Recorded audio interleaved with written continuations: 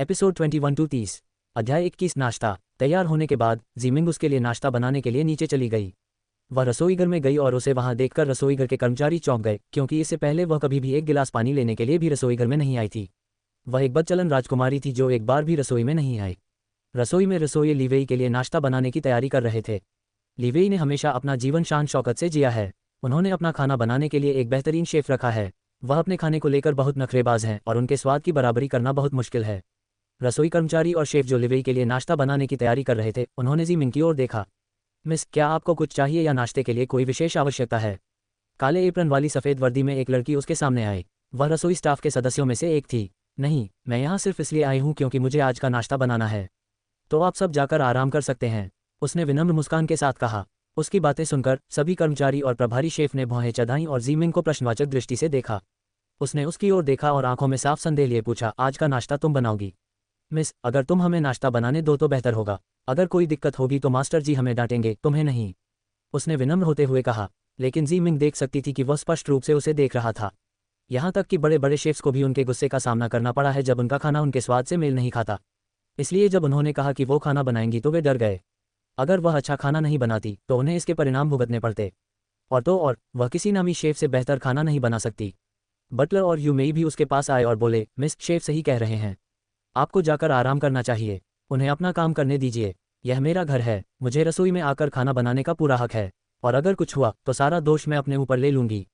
अब आप सब कृपया यहाँ से चले जाइए। मुझे काम करते समय लोगों का रसोई में आना पसंद नहीं है। जीमिंग थोड़ी नाराज थी क्योंकि वे उसे खाना नहीं बनाने दे रहे थे। उसके लिए खाना बनाना तनाव दूर करने का एक जरिया है। दूसरों के लिए खाना बनाकर उसे खुशी मिलती थी। जब वे उसे रसोई से बाहर भेजने की कोशिश कर रहे थे तो वह चिढ़ गई।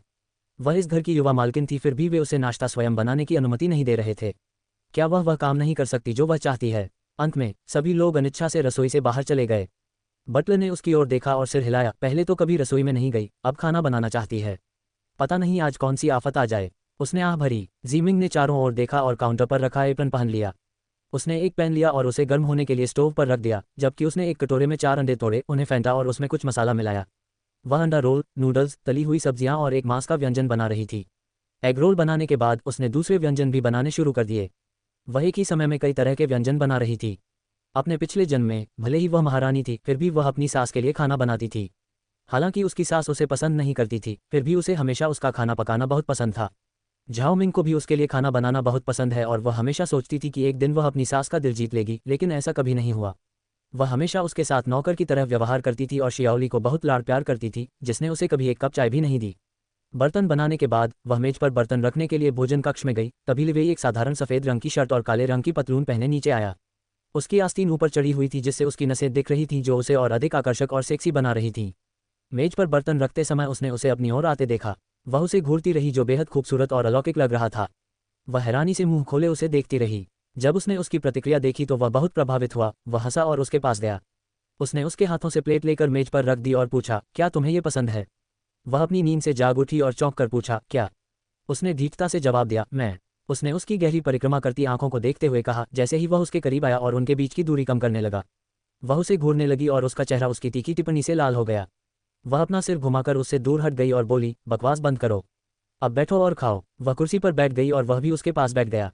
उसने इस शानदार खाने को देखा और आश्चर्य से पूछा, ये सब तुमने बनाया है? सभी व्यंजन असली चीनी व्यंजन थे और वह हमेशा पश्चिमी नाश्ता खाता है। लेकिन अगर वह खुद बनाया हो तो उसे खाने में कोई आपत्ति नहीं है। हालांकि ये खाने के लिए बहुत सुंदर था। उसने मेज पर रखे व्यंजनों को प्रभावित और आश्चर्यचकित भाव से देखा। यहाँ तक कि बटलर, यूमेई और अन्य रसोई कर्मचारी भी उसके व्यंजन देखकर हैरान रह गए। उन्होंने कभी नहीं सोचा था कि वह इतना अच्छा खाना बना सकती है। जब जीमिंग ने उसकी अभिव्यक्ति को देखा तो वह संतुष्ट महसूस करने लगी और बोली, जरूर। उसके आश्चर्य भरे भाव को देखकर उसके चेहरे पर मुस्कान आ गई। उसे अपने खाना पकाने पर भरोसा है, विशेषकर अपने द्वारा बनाए गए भोजन पर। कुछ व्यंजन ऐसे थे जिनका आविष्कार उन्होंने स्वयं किया था और केवल वही इस व्यंजन का गुप्त नुस्खा जानती हैं। आज उसने केवल साधारण व्यंजन बनाए, लेकिन वे स्वादिष्ट थे और नाश्ते के लिए उपयुक्त थे। लिवेई ने अपनी चॉपस्टिक उठाए और सबसे पहले अंडे के रोल का स्वाद लिया, क्योंकि वे सबसे सुरक्षित विकल्प थे। हालांकि व्यंजन देखने में बहुत अच्छे लग रहे थे, लेकिन वह उनके स्वाद को लेकर चिंतित था। जब उसने एग रोल चखा तो उसने आश्चर्य से अपनी भौहें ऊपर उठा लीं। अंडा रोल अच्छी तरह से बना था, मुलायम और मसालेदार था। हालांकि अंडा रोल बनाना आसान था। इसके बाद उसने नूडल से सूप को देखा और उसे चखने के लिए चम्मच उठाया। जब उसने सूप पिया तो उसकी आंखें आश्चर्य से फैल गईं। उसने उसकी ओर देखा और पूछा, यह क्या है? ये तो अद्भुत है, मैंने अपने जीवन में ऐसा सूप कभी नहीं पिया। वह उत्साह में बोला। उसे कभी अंदाजा ही नहीं था कि ज़ीमिंग खाना बनाने में इतनी माहिर है। अगर उसे पहले पता होता तो उसे खाना बनाने के लिए इन रसोइयों की ज़रूरत ही नहीं पड़ती। उसकी पत्नी स्वयं इतनी अच्छी थी तो उसे उन रसोइयों की क्या ज़रूरत थी। ज़ीमिंग ने उसकी ओर देखा और हल्के से मुस्कुराई। ये चिकन सूप नूडल्स है। मैंने सोचा कि इसे नाश्ते में खाना बेहतर होगा क्योंकि इससे आपको पूरे दिन के लिए ऊर्जा मिलेगी क्योंकि आपको कार्यालय में बहुत सारा काम करना होगा। उसने उसकी प्लेट में मांस का एक टुकड़ा रखते हुए कहा। इसे भी आजमाओ। लिवेई ने खुशी खुशी नाश्ता खाया और वह अपने भोजन से संतुष्ट थी। बटलर कांग, रसोई में और भी खाना है, तुम सब भी खा सकते हो। ज़ीमिंग ने बटलर की तरफ देखा और उसे दूसरों के साथ खाने को कहा। बटलर कांग ने आश्चर्य से उसकी ओर देखा और विनम्रता से मना कर दिया। कोई बात नहीं मैडम, हम ठीक हैं। वह असहज महसूस कर रहा था क्योंकि यह वही ज़ीमिंग थी जो अतीत में हमेशा उनसे रूखेपन से बात करती थी और अब वह अचानक इतनी विनम्र हो गई थी। ठीक है, आप जा सकते हैं। लिवेई ने रुमाल से अपना मुंह पोंछते हुए हाथ हिलाया। बटलर कांग मुस्कुराते हुए और विनम्रतापूर्वक झुककर भोजन क्षेत्र से बाहर निकले। अध्याय 22 चलो घर चलें। खाना खाते समय लिवेई ने कहा, नाश्ते के बाद तैयार हो जाओ, हम घर जा रहे हैं। मिंग ने उलझन से पूछा, कहाँ? वह उसकी उलझन को समझ गया और समझाया, हम मेरे माता पिता और दादाजी से मिलने जा रहे हैं। तुम्हारे जागने के बाद वे तुमसे मिलना चाहते थे। जैसे ही उसने ये कहा वह चौंक गई। उसने मन ही मन सोचा, इतनी जल्दी? मैं अभी इस दुनिया में ढली नहीं हूँ और मुझे अपने ससुराल वालों से मिलना ही था। वह उसके माता पिता के बारे में अपनी नई नई यादों को खंगालने लगी। उसे याद आता है कि उसके दादा जिन परिवार के मुखिया हैं। मुखिया होने के नाते उनका प्रभाव बहुत खतरनाक है लेकिन उनके परिवार से बिल्कुल अलग है। और वह मिंग को खास तौर पर पसंद करते हैं क्योंकि वह उनकी पसंद थी। मिंग उनके सबसे अच्छे दोस्त ली की आंख की पोती थी। वह अपनी इस पोती पर बहुत लाड़ प्यार करते थे। मरने से पहले उन्होंने लीवेई के दादा से अपनी आखिरी इच्छा के तौर पर मिंग और लीवेई की शादी करवाने को कहा। मरने से पहले वह बस ये सुनिश्चित करना चाहते थे कि उनके न रहने पर भी उनकी पोती खुशी से रहे क्योंकि उनकी बेटी की मौत के बाद उनके पति शी रोंग अपनी रखेल रोशी और अपनी बेटी शी शिनई को घर ले आए जो जीमिंग की ही उम्र की है। उसने अपनी बेटी को धोखा दिया और उसके नाम पर संपत्ति भी हड़प ली और अपनी रखेल को घर लाने के बाद मिंग का जीवन उस घर में नर्क बन गया। मिंग ने सोचा, बेचारी जीमिंग, उसने बचपन में बहुत कष्ट झेले हैं और साथ ही उसकी शादी भी सफल नहीं रही। उसने दूसरे सदस्यों के बारे में भी याद करने की कोशिश की। लीवेई की दादी का देहांत हो चुका है और उसकी माँ जिन यू बेहद आकर्षक थीं। इस उम्र में भी वह अपनी शालीनता और सुंदरता के लिए जानी जाती थीं। उसे याद आया कि उसकी माँ उन्हें बहुत प्यार करती थी। वह उन्हें अपनी बेटी की तरह मानती थी लेकिन इतना विश्वासघात सहने और अपने पिता और उनकी मालकिन से नफरत करते हुए बड़ी होने के बाद उनका व्यवहार कुछ रूखा हो गया था। वह उन्हें कभी माँ नहीं मानती थी और हमेशा उन्हें मैडम कहती थी। और जब मदर जिन ने उन्हें अपने दोस्तों से मिलवाने की कोशिश की तो वह उनसे घुल मिल नहीं पाईं और उनका अपमान करने लगीं। उनके रूखे व्यवहार के बाद मदर जिन ने मिंग से दूरी बना ली और लीवेई के पिता के बारे में उसे बस उनका नाम जिनहुई याद है। उसे याद आया कि सब उनसे डरते थे। उन्हें व्यापार जगत का मालिक माना जाता है। उन्हीं की बदौलत जिन समूह अपनी ऊंचाइयों पर पहुंचा है और उनके बाद लीवेई ने उसका नियंत्रण अपने हाथ में ले लिया है। लेकिन किसी कारण से उसे उनका चेहरा याद नहीं आ रहा है। उनका चेहरा उसे धुंधला सा लग रहा था। उसने सोचा, ऐसा यादों के आपस में मिल जाने के कारण हो रहा होगा। जब वह अपनी दुनिया में व्यस्त थी, लिवेई उसे और उसके उलझे हुए चेहरे को देख रहा था। उसने उसकी झिझक समझ ली और कहा, आराम करो, तुम्हें इतना सोचने की जरूरत नहीं है। अगर तुम नहीं जाना चाहती तो हम भी नहीं जाएंगे। ठीक है, मिंग ने तुरंत मना कर दिया। नहीं नहीं, मैं जाना चाहती हूँ। बात बस इतनी है कि कल ही मुझे अपनी यादें आईं लेकिन कुछ बातें ऐसी हैं जो मुझे याद नहीं आ रही हैं। मैं तुम्हें तुम्हारे माता पिता के सामने शर्मिंदा नहीं करना चाहती। उसने सिर नीचे करते हुए कहा। उसने उसकी ओर देखा और हंसते हुए कहा, चिंता मत करो, वे तुम्हारी हालत के बारे में जानते हैं और मेरा परिवार इतना नाटकीय नहीं है। अब ज़्यादा मत सोचो और पहले से ही तैयार हो जाओ। उसने उसकी ओर देखा और सिर हिलाकर कहा, ठीक है। अध्याय 23 उसका परिवार। लिवेई नीचे उसका इंतजार कर रहा था। तैयार होकर वो भी नीचे आ गई। लिवेई ने उसे देखा तो दंग रह गया। बरगंडी रंग की लेस वाली ड्रेस में वो कमाल की लग रही थी। उसके काले बाल खुले हुए थे और उसके साथ रूबी जड़ित झुमके और एक साधारण सा दिल के आकार का पेंडेंट था। उसने बाएं हाथ में झुमकों वाली अंगूठी भी पहनी हुई थी और साथ में एक ब्रांडेड क्लच भी था जो उसके पूरे पहनावे पर जंच रहा था। हालांकि सब कुछ ब्रांडेड था लेकिन बाकी चीज़ों को देखते हुए वो बहुत साधारण था। उसका स्टाइल पहले से बहुत अलग है। भारी मेकअप की बजाय उसने बहुत हल्का मेकअप किया था जिससे उसकी खूबसूरती और निखर गई। वो लीवेई की तरफ दोनों हाथों से अपना क्लच बैग पीठ के पीछे पकड़े, सीधी पीठ और सिर उठाए, बिल्कुल महारानी जैसी शक्तिशाली आभलिए शान से चली। कुछ देर तक वह उसे घूरता रहा और बोला, खूबसूरत। वह खिलखिलाकर हंसी और बोली, शुक्रिया। दोनों कुछ देर एक दूसरे को देखते रहे। उसके बाद मिंग को अचानक अपने तैयार होने का मकसद याद आया और उसने जल्दी से कहा, चलो चलें, वरना देर हो जाएगी और हमें उनके लिए तोहफे भी खरीदने हैं। हमारे पास ज़्यादा समय नहीं है और मैंने अभी तक कुछ सोचा भी नहीं है। उसने बेचैनी से कहा। उसने उसकी तरफ देखा और मुस्कुराया। उसे पहले इन सब बातों की कभी परवाह नहीं थी। वह उसके परिवार को कभी अपना नहीं समझती थी। वह हमेशा उसके माता पिता को सर और मैडम कहती थी लेकिन अब वह वो सब कर रही थी जो एक बहू को करना चाहिए। उसने उसकी तरफ देखा और कहा, चिंता मत करो, मैंने सब तैयारी कर ली है, बस तुम्हें मेरे साथ चलना है। घबराओ मत, और हमें देर हो रही है, चलो, उसने उसका हाथ पकड़ते हुए कहा। उसने उससे हाथ मिलाया और कहा, तुम्हें मुझे ये बात पहले बता देनी चाहिए थी। तुम्हारी वजह से मेरे पास उपहारों का इंतजाम करने का समय नहीं है, और उन उपहारों का इंतजाम तुमने किया था, मैंने नहीं। यह मेरा फर्ज है और मैं इस मामले में बेईमान नहीं दिखना चाहती। उसने झुंझलाहट भरे भाव से कहा। उसने उसकी तरफ देखा और सोचा, वह सचमुच इस रिश्ते को एक मौका देना चाहती है। थोड़ी देर बाद उसने कहा, अगली बार तुम तोहफे तैयार कर लेना। फिलहाल चलो, तुम नहीं चाहती कि वे हमारा इंतजार करें, है ना? वह उसकी बात सुनकर घबरा गई और उसका इंतजार किए बिना ही बाहर निकल गई और बोली, चलो चलें। उसे इस तरह घबराते देख वह हंस पड़ा और उसके पीछे जाने से पहले उसने अपना सिर हिलाया। कार में जिन हवेली तक के पूरे सफर के दौरान वह बेचैन रही। जिन हवेली के अंदर सभी उनका इंतजार कर रहे थे। लिवेई ने उन्हें बताया कि उसे भूलने की बीमारी थी। हालांकि उसे अपनी याददाश्त वापस मिल गई थी, लेकिन कई बातें ऐसी हैं जो उसे याद नहीं हैं। जब दादाजी और माँ जिन को उसकी हालत के बारे में पता चला तो वे उसके लिए बहुत चिंतित हुए। हालांकि मिंग ने उन्हें कभी अपना परिवार नहीं माना, लेकिन वे उसे अपनी बेटी की तरह मानते थे। और जब लीवेई ने उन्हें बताया कि इस घटना के बाद वह अच्छी तरह बदल गई है और उनके रिश्ते में सुधार हो रहा है, तो वे खुश हुए। जब वे सोच ही रहे थे कि उसे कैसे सहज किया जाए, उसी समय एक दासी दौड़ती हुई उनके पास आए और उनके आगमन की सूचना दी। पिता जिन भी मौजूद थे, और उनके बगल में एक और युवक था। जब वे जिन हवेली के बाहर थे, मिंग इतनी घबराई हुई थी कि वह लगभग कांप रही थी। वह घबराई हुई थी क्योंकि पिछले जन्म में उसकी सास ने उसका जीवन नर्क बना दिया था। वह हमेशा एक माँ जैसी सास चाहती थी, क्योंकि उसकी माँ उसके जन्म के बाद ही चल बसी थी। लेकिन जब वह अपनी सास से मिली तो उसकी खुशी गायब हो गई। उसे उनसे केवल अपमान और बुरा व्यवहार ही मिला। उसने उन्हें कभी अपनी बहू के रूप में स्वीकार नहीं किया। ये सोचकर वह घबरा गई। हालांकि उसे याद है कि श्रीमती जिन एक अच्छी इंसान थी और हमेशा उनके साथ अच्छा व्यवहार करती थी, लेकिन उसे ये भी याद है कि मिंग ने उसके साथ क्या किया था। उसने कभी उनका अनादर नहीं किया, लेकिन कभी उन्हें अपने परिवार के करीबी सदस्य की तरह भी नहीं माना। इसलिए वह पिछली घटनाओं के कारण उनका सामना करने से घबरा रही थी। उसकी घबराहट को भांपते हुए उसने उसके हाथ पकड़े और थपथपाकर उसे आश्वस्त किया और फिर वे हवेली के अंदर चले गए। जब वे अंदर दाखिल हुए तो वहां मौजूद सभी परिवार के सदस्य उनका स्वागत करने के लिए खड़े हो गए। मदर जिन ने उन्हें और उनके हाथों को जो उन्होंने पकड़े हुए थे देखा और मुस्कुरा दी। जब मिंग ने अपनी सास को देखा तो उसने उन्हें एक ही नज़र में पहचान लिया। मदर जिन उत्साहित होकर उनका स्वागत करने के लिए आगे बढ़ीं। माँ जिन ने मिंग का हाथ अपने हाथों में लेते हुए कहा, तुम आ गए, हम तुम्हारा इंतजार कर रहे थे। अपनी सास को इतना अच्छा व्यवहार करते देख मिंग मुस्कुराए और राहत महसूस की। इससे पहले कि मदर जिन कुछ कहती, मिंग ने उन्हें 90 डिग्री का झुककर कहा, माँ को नमस्कार। उसके इस अंदाज को देखकर सब दंग रह गए, यहाँ तक कि लिवेई भी उसे ऐसे देखकर हैरान रह गया। पहले वो सबको बस नमस्ते कहती थी और कभी माँ नहीं कहती थी, इसलिए 90 डिग्री झुकना तो पाठ्यक्रम से बाहर था। माँ जिन, जो अचानक से चौंक गईं, ने खुद को संभाला और देखा कि वह अभी भी झुकी हुई है। उन्होंने तुरंत उसका अभिवादन स्वीकार किया और उसे पीछे हटने को कहा। ये देखकर दादाजी, पिता और वह युवक मुस्कुरा दिए। उन्होंने कहा, मिंग, अगली बार तुम्हें ये सारी औपचारिकताएं करने की जरूरत नहीं है। फिर उन्होंने उसे कसकर गले लगा लिया। उसके इस भाव पर मिंग मुस्कुराए और सिर हिलाया। उसके बाद माँ जिन ने उसे दादाजी और पिता जिन को बधाई देने के लिए खींच लिया। लिवेई को ऐसे नजरअंदाज किया गया जैसे वह मौजूद ही नहीं था। युवक ने उसकी तरफ देखा और मुस्कुराया। उसकी मुस्कुराहट देखकर लिवेई नाराज हो गई और वह मिंग के पास गई।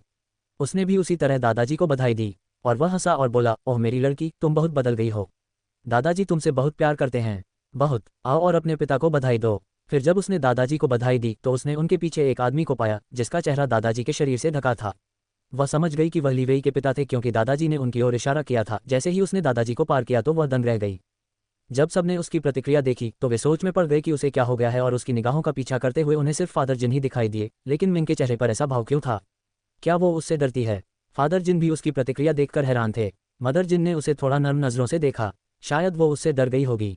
आखिर वो कितना ठंडा और घमंडी लग रहा है। उसने खुद को विनम्र दिखाने की कोशिश की और जब वह कुछ कहना चाहता था तो वह अचानक से चौंक गया। अध्याय 24 पिता। फादर जिन कुछ कहना चाहते थे, तभी अचानक मिंग ने नम आंखों से कहा, फादर। उनकी आंखें कोमल और लालसा से भरी थीं। जब मिंग ने फादर जिन को देखा तो वह दंग रह गई। वह बिल्कुल झाओ मिंग के पिता जैसे दिखते थे, जो प्रमुख सैन्य चिकित्सक थे। उन्होंने कई लड़ाइयाँ लड़ी थीं और कई सैनिकों का इलाज किया था। उन्होंने अपना पूरा जीवन देश को समर्पित कर दिया। वह अपनी पत्नी से इतना प्यार करते थे कि उनकी मृत्यु के बाद भी उन्होंने कभी शादी नहीं की। और वह अपनी बेटी से भी बहुत प्यार करते थे और हेर को एक राजकुमारी की तरह लाड़ प्यार करते थे। उन्होंने उसे सबके खिलाफ पढ़ने की अनुमति दी, क्योंकि प्राचीन काल में लड़कियों को पढ़ने की अनुमति नहीं थी। उन्होंने उसे अपनी चिकित्सा कला सिखाई और उसे लड़ना भी सिखाया। वह चाहते थे कि वह मजबूत बने। वह लड़ना, इलाज करना और रणनीति बनाना सीखे। उनके पिता ने उनके लिए बहुत कुछ किया था, लेकिन उन्होंने अपनी सास को खुश करने के लिए अपने पिता से संबंध तोड़ लिए। और बाद में उनके परिवार को विद्रोह करने के आरोप में मार दिया गया। लेकिन सच तो ये था कि उन पर झूठा आरोप लगाया गया था और उन्हें मार दिया गया था। और महारानी होने के बावजूद वह अपने परिवार का अंत अपनी आंखों से देखने के अलावा कुछ नहीं कर सकी। उन्हें उनके लिए शोक मनाने की भी अनुमति नहीं थी। जब उनकी मृत्यु हुई तो उनके जीवन का सबसे बड़ा अफसोस यही था कि उन्होंने अपने परिवार और पिता के लिए कुछ भी नहीं किया। लेकिन अब जब उसने फादर जिन को देखा तो वह हैरान रह गई और अपनी भावनाओं पर काबू नहीं रख पाए। उसने उन्हें प्यार से फादर कहा। उसका स्वर कोमल और प्रेमपूर्ण था। सभी उसे हैरानी से देख रहे थे, यहाँ तक कि लिवेई भी। लेकिन वह अपने पिता को देख रही थी। अनजाने में ही उसकी आंखों से आंसू बहने लगे। वह कांप रही थी। जब सबने उसे देखा तो वे चिंतित हो गए।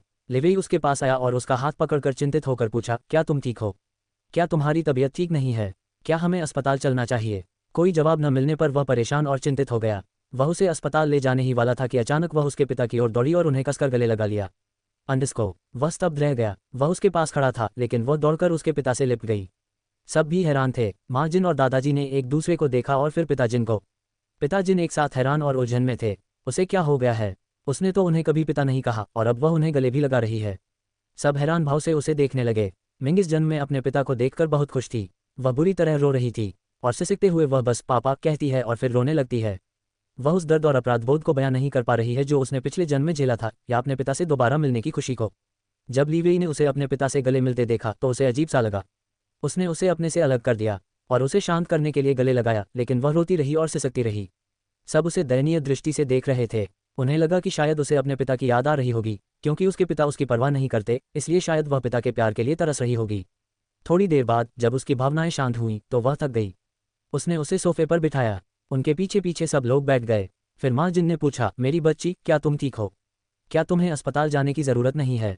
इस पर लिवेई भी शामिल हो गया। हाँ, हमें अस्पताल जाना चाहिए, उसने उसे खींचते हुए कहा। लेकिन मिंग ने उसे नीचे खींच लिया और कहा, मैं ठीक हूँ।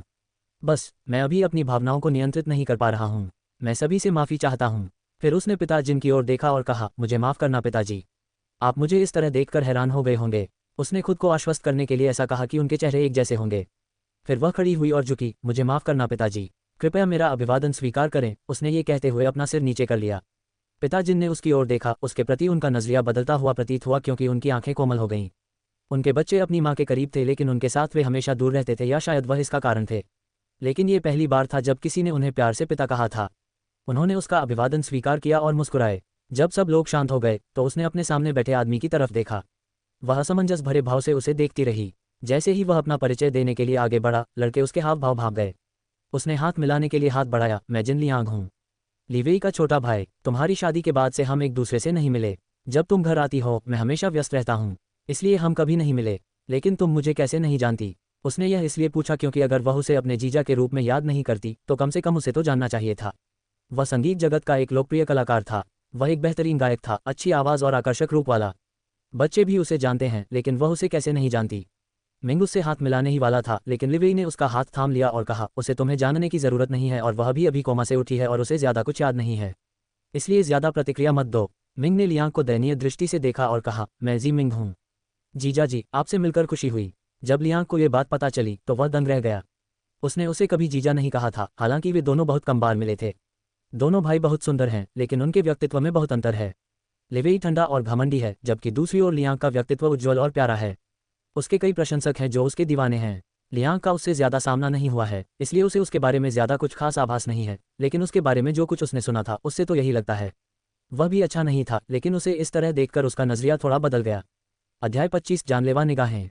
जब लियांग के भाई ने उससे हाथ मिलाने से मना कर दिया तो वह अपनी बेचैनी कम करने के लिए बेपरवाही से अपनी जगह पर फिर से बैठ गया। ये सुनकर दादाजी हंसने लगे और बोले, मिंग, मेरे इस बेवकूफ़ पोते पर ध्यान मत दो। मिंग ने सिर हिलाया और अजीब तरह से मुस्कुराया। तभी माली ने उन्हें दोपहर के भोजन के लिए खाने की मेज पर आमंत्रित किया। लिवेई ने मिंग को कुर्सी पर बैठने में मदद की। फिर नौकरानी ने व्यंजन परोसे गए सभी व्यंजन असली चीनी थे। दादाजी जिन एक पारंपरिक व्यक्ति हैं जो संस्कृति और परंपराओं का बहुत ध्यान रखते हैं, और खाना संस्कृति का सबसे महत्वपूर्ण हिस्सा है। जब भी वे साथ खाते हैं तो असली चीनी खाना ही खाते हैं। ये व्यंजन माँ जिन ने बनाए थे। जब खाना परोसा गया तो सबकी नज़र मिंग पर पड़ी, जो अपने सामने रखे खाने को देख रही थी। उसने नाश्ते में सिर्फ पारंपरिक चीनी व्यंजन लिए थे, लेकिन ये भी स्वादिष्ट था।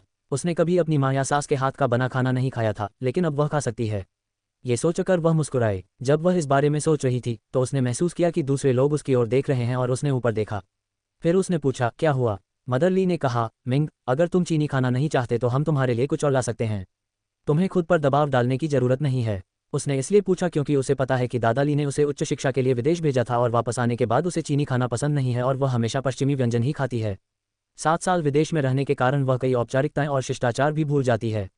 उसके दादा ने उसे सिर्फ 15 साल की उम्र में विदेश भेज दिया था, और उस समय लोगों से घुलना मिलना उसके लिए आसान था। वापस आने के बाद उसने लिवेई से शादी कर ली और वे 1 साल तक साथ रहे जब उसने आत्महत्या का प्रयास किया।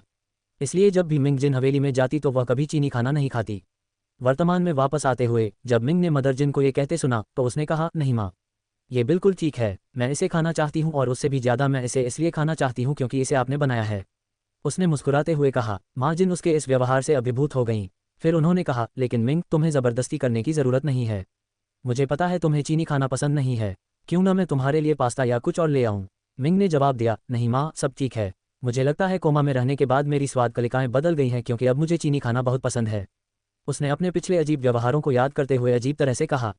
और फिर आह भरी। लिवेई ने भी बीच में टोकते हुए कहा, हाँ माँ, अब वह चीनी खाना खा सकती है। सुबह भी उसने नाश्ते में ढेर सारे पारंपरिक चीनी व्यंजन बनाए और मैं आपको बता दूं, यह अद्भुत है। मैं बड़ा चढ़ाकर नहीं कह रहा, लेकिन मैंने ऐसा कभी नहीं खाया था। अगर आप ऐसा खाएंगे तो आप उसे रोज़ खाना बनाने पर मजबूर कर देंगे। उसने गर्व से कहा। अपने बेटे की शेखी बघारते देख माँ जिन हंसी और बोली, ठीक है, ठीक है, अब खाना खाओ। उन्होंने खाना शुरू कर दिया। माँ जिन ने बीच बीच में मिंग की तरफ देखना नहीं भूला, ये देखने के लिए कि क्या वह सचमुच आनंद ले रही है या दिखावा कर रही है। लेकिन उसे आश्चर्य हुआ कि मिंग असल में लिवेई द्वारा परोसी जा रही हर चीज़ को चट कर रही थी। वह इतनी खुशी से खा रही थी कि वह अभिभूत हो गई। और उसका बेटा अब सच्चा पति बन गया है। उसे अपने इस विचार पर हंसी आ गई। खाना खाते हुए सबकी नज़रें मिंग पर टिकी थीं क्योंकि उसका खाना खाने का तरीका बहुत ही सुंदर और सलीके से था। यह उसके जैसा बिल्कुल नहीं था। वह सीधी होकर बैठी थी, गोद में नैपकिन रखे हुए। उसकी चॉपस्टिक ऐसे काम कर रही थी जैसे वह नाच रही हो। वह बड़े ही शानदार तरीके से खाना चबा रही थी। ये नज़ारा देखकर सब हैरान रह गए, खासकर जिन लियांग। वह खाते हुए बहुत खूबसूरत लग रही थी। उसने कभी किसी औरत को खाते हुए इतना खूबसूरत नहीं देखा था। उसने उसे मुंह खोले हुए खाते हुए देखा। वह अपनी मदहोशी में था कि अचानक उसे किसी की ठंडी नज़रों का एहसास हुआ। वह डर के मारे पलटा और लगभग उछल पड़ा। उसका भाई उसे जानलेवा नज़रों से घूर रहा था। उसने तुरंत अपनी नज़रें हटा लीं और अपने खाने पर ध्यान केंद्रित किया। अध्याय 26 विरासत। लिवेई खाने के बाद दादाजी और पिताजी बिजनेस की बातें करने के लिए स्टडी रूम में चले गए। जिन लियांग अपने कमरे में चले गए क्योंकि स्टडी रूम में उनके पास करने के लिए कुछ नहीं था। और माँ जिन और मिंग लिविंग रूम में बातें कर रहे थे। माँ जिन मिंग को लिवेई के बचपन की कहानियाँ सुना रही थी और मिंग उन पर हंस रहा था। माँ जिन ने उन्हें लियांग के बारे में भी बताया। उन्होंने बताया कि उन्होंने अपने भाई और पिता की तरह बिजनेस नहीं किया। उन्होंने मनोरंजन उद्योग को चुना। मनोरंजन जगत में जिन लियांग एक बेहद प्रतिष्ठित कलाकार हैं। उन्होंने अपने करियर की शुरुआत गायन से की थी और फिर कुछ नाटक और फिल्में भी की। उनका मुख्य पेशा गायक होना है, लेकिन वे एक बहुमुखी कलाकार भी हैं जिन्होंने कई क्षेत्रों में अपनी प्रतिभा का लोहा मनवाया है। उनके प्रशंसकों की एक बड़ी संख्या है। वे लड़कियों के बीच काफ़ी लोकप्रिय हैं। पहले तो उनके पिता जिन लियांग को इस काम में शामिल होने के लिए राजी नहीं थे, लेकिन बाद में उन्होंने भी इसे स्वीकार कर लिया। तभी माँ जिन को अचानक कुछ याद आया और उन्होंने कहा, मिंग, तुम यहीं रुको, मैं तुम्हें कुछ देना चाहती हूँ।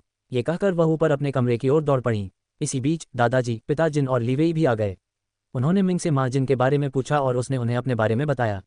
वे बैठक में बैठ गए जबकि लिवेई मिंग के सामने बैठा था, जहाँ से वह उसकी तरह घूरता रहा और उसे आंख मारता रहा जिससे वह शर्मा गई। मदर जिन नीचे आई। उनके हाथ में एक आयताकार आभूषणों का डिब्बा था।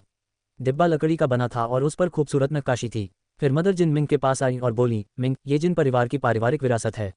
पिछली बार जब तुम आए थे तब मैं तुम्हें यह नहीं दे पाई थी क्योंकि उस समय लिवेई के साथ तुम्हारे संबंध अच्छे नहीं थे। लेकिन अब तुम दोनों ने एक दूसरे को स्वीकार कर लिया है। मेरी सास ने यह मुझे तब दिया था जब मैं इस घर में आई थी और अब यह मेरा कर्तव्य है कि मैं इसे तुम्हें दूं। मिंग, तुम्हें इसे संभाल कर रखना होगा। ये कहकर उन्होंने वह डिब्बा मिंग को दे दिया। पहले तो मिंग इसे लेने में हिचकिचा रही थी, लेकिन फिर उसने झिझकते हुए इसे ले लिया और कहा, माँ, मैं इसे सुरक्षित रखूंगी। मुझ पर विश्वास करने के लिए धन्यवाद। जब उसने ऐसा कहा तो लिवेई ने उसकी ओर देखा और स्नेह भरी मुस्कान दी। मदर जिन ने मिंग से डिब्बा खोलकर उसमें रखी चीज़ देखने को कहा। तभी लियांग भी वहां आकर बैठ गई। वह भी देखना चाहती थी कि उस डिब्बे में क्या है। वह लिवेई के पास बैठ गई। मिंग ने ध्यान से डिब्बा खोला। डिब्बा खोलते ही उसके अंदर रखी वस्तु देखकर वह आश्चर्य से दंग रह गई। उसने वस्तु उठाई और उसके चेहरे पर पीड़ा और दुख का भाव आ गया। उसकी आंखों से आंसू टपकने लगे और उसकी आंखों से आंसू बहने लगे। अनजाने में वह रो रही थी। वस्तु देखकर वह बहुत भावुक हो गई। माँ जिन को लगा कि वह इस विरासत को देखकर बहुत अभिभूत हो गई है। आखिरकार यह कोई साधारण आभूषण नहीं है, बल्कि इसमें भावी कुलमाता का दर्जा और घर की जिम्मेदारी समाहित है। उसे रोता देख सब हैरान हो गए और लिवेई घबरा गया कि वह फिर से गहने का टुकड़ा देखकर क्यों रो रही है। माँ जून ने उसे समझाया कि यह सामान्य है। ये बहुत भावुक क्षण था, लेकिन मिंग कुछ और ही सोच रही थी। वह इसलिए नहीं रो रही थी कि वे उसे विरासत की चीज़ दे रहे थे, बल्कि इसलिए कि वह उसकी थी। अध्याय 27 जलता हुआ जुनून। जब मिंग ने डिब्बा खोला तो उसके अंदर रखी चीज़ देखकर दंग रह गई। वो एक हेयरपिन थी। उसकी हेयरपिन वो सुनहरा हेयरपिन था जिस पर कई कलात्मक नक्काशी की गई थी, और कोने में उस पर जेड पत्थर लगा था जिस पर भी नक्काशी की गई थी। वो वाकई कला का एक नमूना था। जब मदर जिन ने उसे अपनी विरासत बताकर यह पिन दी तो वह दंग रह गई, क्योंकि यह उसकी हेयरपिन थी जो उसे महारानी बनने पर मिली थी। ये पिन उसकी सास ने सम्राट या दादा के आदेश पर अनिच्छा से उसे दी थी। ये है पिन महारानी का प्रतिनिधि था। वह हमेशा इस हेपिन से प्यार करती थी और इसे बहुत संभाल कर रखती थी। लेकिन अब जब उसने उसे देखा, क्योंकि यह उसे जिन परिवार की विरासत के रूप में मिला था, तो उसके दिल में एक दर्द सा उठा। ये पिन न केवल भौतिक है बल्कि इसका एक भावनात्मक अर्थ भी है। पिछले जन्म में यह उसका था, लेकिन इस जन्म में भी यह उसके पास आया है। वह रोने लगी। वह हेपिन को घूरती रही और उसकी आंखों से आंसू बह रहे थे। अपनी भावनाओं को शांत करने के बाद उसने माँ जिन को गले लगाया और कहा, माँ, यह मेरे जीवन का सबसे अच्छा उपहार है। मैं इसे हमेशा संभाल कर रखूंगी। चिंता मत करो। मदर जिन मिंग की प्रतिक्रिया से संतुष्ट थीं। अगर मिंग ने लापरवाही दिखाई होती या उसे सिर्फ एक साधारण गहने की तरह समझा होता तो वह नाराज हो जाती, क्योंकि अगली पीढ़ी को कोई चीज़ देना आसान नहीं होता और ये देखकर बुरा लगता है कि वे अपनी शिक्षाओं या चीज़ों की कद्र नहीं करते। लेकिन जब मिंग रोने लगी तो उन्हें खुशी हुई, क्योंकि उन्हें मिंग की ईमानदारी का एहसास हुआ। उसके बाद लिवेई भी मिंग के पास गया और बोला, खुश। मिंग ने सिर हिलाया। माँ जिन नहीं चाहती थी कि वे जल्दी चले जाएं, इसलिए उन्होंने मिंग को रुकने के लिए मना लिया, क्योंकि लिवेई कभी जिन हवेली में नहीं रुका था, लेकिन अगर मिंग रुकेगा तो उसे भी रुकना होगा। अंत में दोनों जिन हवेली में रुके। माँ जिन ने मिंग को लिवेई का कमरा दिखाया, जहाँ माँ जिन ने मिंग के लिए सभी जरूरी सामान और कपड़े पहले से ही तैयार कर रखे थे, मानो उन्होंने पहले से ही सब कुछ प्लान कर रखा था। सबके साथ बातचीत और खाना खाने के बाद मिंग अपने कमरे में चली गई और लिवेई अपने दादाजी से बात करने के लिए पढ़ाई करने चला गया। कमरे में पहुंचकर मिंग नहाने के लिए बाथरूम में चली गई। उसके कपड़े बिस्तर पर पड़े थे। जब वह नहा रही थी, लिवेई कमरे में आया। उसने देखा कि मिंग नहा रही थी और जैसे ही वह मुड़ा, उसने बिस्तर पर उसके कपड़े देखे। उसके होंठों पर एक शैतानी मुस्कान आ गई। मिंग ने नहाकर सफ़ेद रंग का बाथरोब पहन लिया। उसके नीचे उसने कुछ भी नहीं पहना था। पिछले जन्म में उसे नहाने में मदद के लिए नौकरानियां मिलती थीं, लेकिन अब उसे ही सब कुछ करना पड़ता है। लेकिन फिर भी यह उससे बेहतर है। किसी और का उसे नहाते हुए देखना कितना डरावना है। कमरे में किसी की मौजूदगी से अनजान उसने दरवाज़ा खोला और बाथरोब पहनकर अपने कपड़े पहनने के लिए बाहर चली गई। जब वह बाहर निकली और अपने बिस्तर की ओर मुड़ी तो वह स्तब्ध रह गई। उसके अचानक प्रकट होने से वह बुरी तरह डर गई। उसने अपने कपड़े जो उसके हाथों में थे और उसकी शैतानी मुस्कान को देखा। जब वह वापस बाथरूम की ओर भागने लगी तो एक मजबूत हाथ ने उसकी बाँह पकड़ी और उसे अपनी ओर खींच लिया। उसकी नाक उसकी छाती से टकराए। उसने उसकी मर्दाना गंध को सूंघा। ये सुनकर लिवेई ने उसकी ओर देखा और हंस दिया। तभी उसे हकीकत का एहसास हुआ। उसने उससे अलग होने की कोशिश की, लेकिन उसने उसे बहुत कसकर गले लगा लिया था। आखिरकार उसकी सारी कोशिशें नाकाम रहीं और थककर उसने उसे अपनी बाहों में भर लिया। उसके इस अंदाज पर उसने उसे जलती हुई वासना और चाहत से देखा। अध्याय 28। ये गुदगुदी करता है। उसने उसकी फीनिक्स जैसी आंखों से देखा और उसके मुलायम गुलाबी होंठों को चूमने के लिए नीचे झुका। जैसे ही उसने अपने होंठ उसके होंठों से रगड़े, वह सिहर उठी। उसने एक कोमल और कोमल चुंबन से शुरुआत की और फिर एक जोशीले चुंबन में बदल गया। उसने उसे चाटा और उसके होंठों को काटा।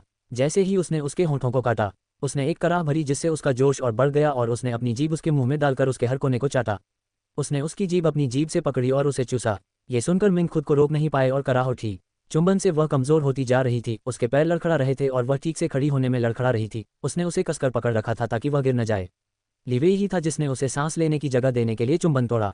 उसने उसके लाल हो चुके गालों और उसके गुलाबी होंठों को देखा जिन्हें उसने अभी अभी चूमा था। वह खुद पर काबू नहीं रख पाया। जब वह अपना सिर उसके कंधे पर टिकाए हुए थी, उसने झुककर उसके कानों को कुतरना शुरू कर दिया। किसी ने कहा था कि औरतों के कान बहुत संवेदनशील होते हैं और यह सच था।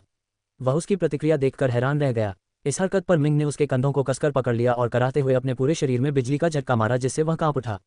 फिर उसने उसके कानों को चूसा और काटा। धीरे धीरे वह उसकी गर्दन तक गया और उसे चाटने और चूसने लगा, जिससे उसके शरीर पर निशान बन गए। फिर वह उसके कॉलरबोन तक गया और उसने भी वैसा ही किया। उसके हाथ खुद पर काबू नहीं रख पा रहे थे और उसकी कमर से नीचे उसके शरीर को सहला रहे थे, जबकि वह उसकी गर्दन और कॉलरबोन और फिर होंठों को चूमने में व्यस्त था। उसके हाथ उसकी पीठ सहला रहे थे और जैसे ही वे नीचे की ओर बढ़े, उसे बाथरोब से उसके नंगे नितंबों का एहसास हुआ और उसके भाई ने तुरंत प्रतिक्रिया दी। उसने उसके नितंबों को सहलाना शुरू किया और फिर उन्हें कसकर भींच लिया। खुद पर काबू नहीं रख पाया। इस हरकत से मिंग अचानक अपनी तंद्रा से जाग उठी, क्योंकि उसे याद आया कि वे क्या कर रहे थे। उसने तुरंत खुद को संभाला और उसे घूरा और ज़मीन पर गिरे अपने कपड़े उठाए और उसे घूरती हुई बाथरूम में चली गई। उसने कुछ कहा भी नहीं। वह हैरानी से वहीं खड़ा रहा। सब कुछ इतनी तेजी से हुआ कि उसे कुछ भी कहने का मौका ही नहीं मिला। उसने अपने सिर पर हथेली मारी और बोला, अरे, मुझे खुद पर काबू रखना चाहिए था। शायद वो मुझे और चूमने देती। फिर उसने भी कपड़े बदल लिए और उसके बाद जब मिंग कमरे में आई तो उसने उसे घूरते हुए कहा, लिवेई, हमने आगे न जाने का फैसला किया है ना? लेकिन तुमने अभी अभी वह वादा तोड़ दिया। सजा के तौर पर तुम मुझे एक हफ्ते तक चूम नहीं सकते। इस पर लिवेई घबरा गया और बोला, नहीं नहीं बेबी, मैं ऐसा कभी नहीं करूँगा। मैं खुद पर काबू नहीं रख पा रहा हूँ। तुम भी करा रही हो तो मुझे लगा कि तुम भी मजा ले रही हो। तुम सब कुछ मुझ पर दोष नहीं दे सकती।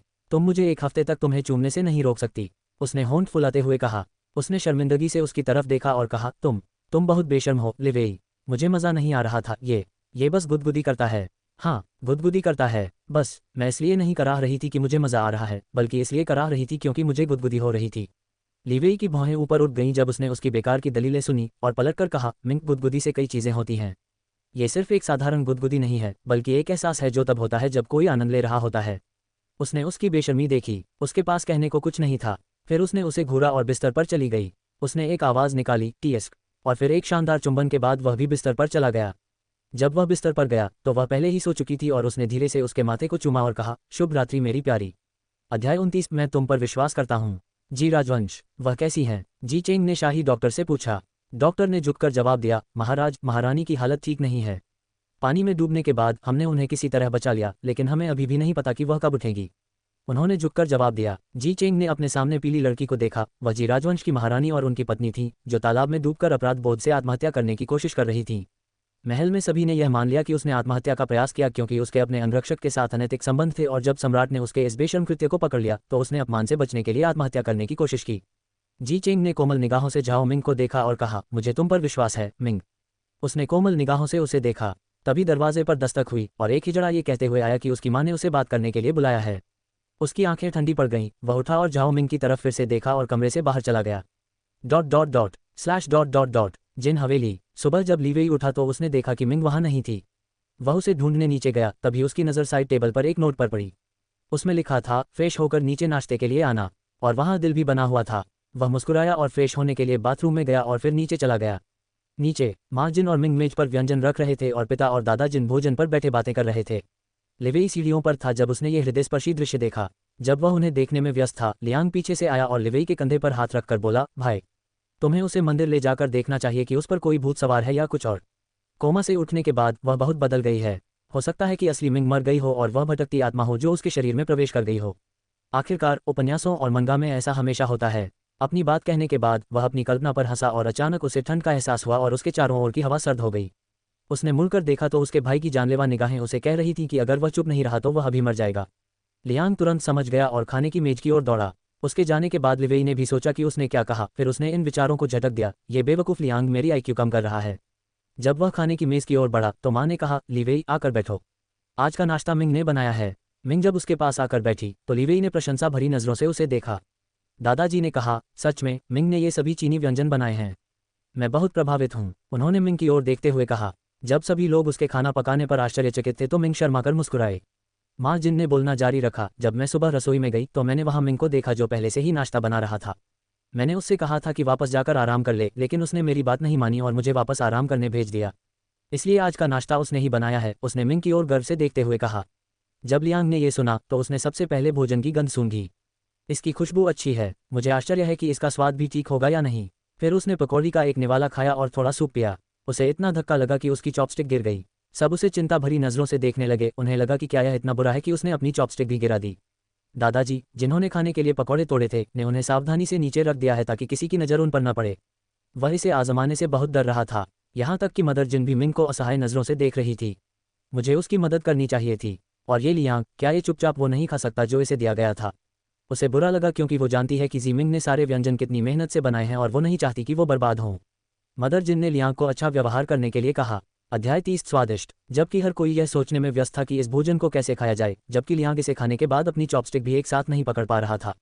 लिवेई को छोड़कर सभी चिंतित लग रहे थे। वह सबके चेहरे पर मुस्कान लिए हुए मन ही मन हंस रहा था, क्योंकि अब तक सिर्फ उसने ही उसके हाथ का खाना चखा था। तभी अचानक लियांग अपनी कुर्सी से उठे और ज़ीमिंग के पास गए और उसे गले लगाकर उसे चौंका दिया।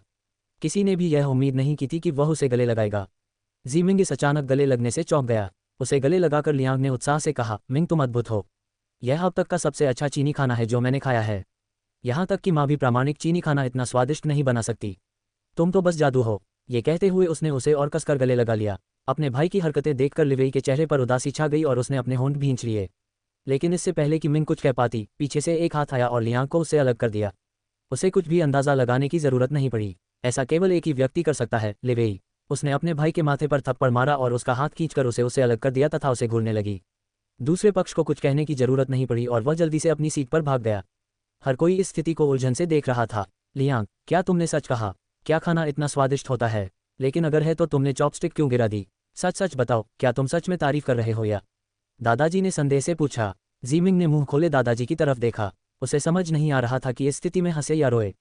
लियांग ने तुरंत कहा, नहीं नहीं दादाजी, यह अद्भुत है। मैंने इससे स्वादिष्ट चीनी भोजन कभी नहीं खाया। मैं अतिशयोक्ति नहीं कर रहा हूँ, ये सच है। और चॉपस्टिक्स के बारे में मैं उसकी पाक कला देखकर हैरान और चकित रह गई क्योंकि मैं सबसे बुरी स्थिति के लिए तैयार थी।